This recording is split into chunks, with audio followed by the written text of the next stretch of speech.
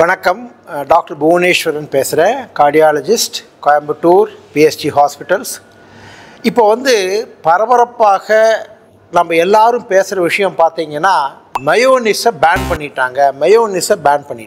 இப்போ அந்த மயோனிஸ் அப்படிங்கிறது என்ன அப்படின்னு பார்த்தோம்னா, காண்டிமெண்ட்ஸ், அதாவது உணவினுடைய சுவையூட்டிகள், செறிவூட்டிகள்னு சொல்லலாம். செறிவுங்கிறத விட சுவையூட்டிகள்னு சொல்லலாம். இந்த மாதிரி பார்த்திங்கன்னா, இப்போ நம்மளுடைய சாஸ்ன்னு சொல்லக்கூடிய அந்த ஒரு டொமேட்டோ சாஸ் இருக்குது, சில்லி சாஸ் இருக்குது, அந்த மாதிரி சில விஷயங்கள். அதில் ஒரு வகை தான் இந்த மயோனிஸ் அப்படிங்கிறது. இது ஏன் பரபரப்பாக பேசப்படுது அப்படின்னா, நம்முடைய அரசாங்கம், தமிழக அரசாங்கம் கேரளா, தெலுங்கானாவுக்கு பிறகு இதை ஏப்ரல் 8ஆம் தேதியிலிருந்து இந்த மயோனிஸை சாப்பிடக்கூடாது அப்படின்னு சொல்லியிருக்காங்க. ஆனால் அவங்க எப்படி சொல்லியிருக்காங்க அப்படின்னா, இந்த மயோனிஸில் ரா எக், அதாவது பொதுவாக பச்சை முட்டையிலிருந்து செய்யப்படுகின்ற மயோனிஸை உபயோகப்படுத்தக்கூடாது.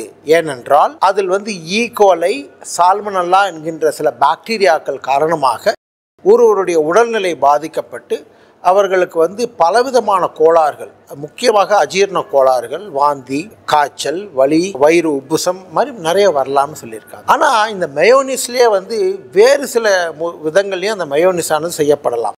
இந்த அவகடோ அப்படின்னு சொல்லக்கூடிய அந்த வெளிநாட்டிலேருந்து வரக்கூடிய அந்த ஒரு பழம், அல்லது நம்முடைய பன்னீர்லேருந்து செய்யக்கூடிய இந்த மயோனிஸ், அந்த மாதிரி சீஸ்லேருந்து செய்யக்கூடிய மயோனிஸ், இவைகளெல்லாம் பொதுவாக தடை செய்யப்படவில்லை. அதை நம்ம உபயோகப்படுத்தலாம்.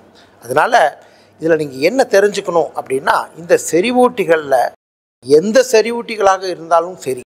இதில் இன்னொரு விஷயமும் நான் உங்களுக்கு சொல்ல விரும்புகிறேன். நம்ம சாஸ் இருக்கு இல்லையா, டொமேட்டோ சாஸ்ன்னு கூட சொல்கிறோம்.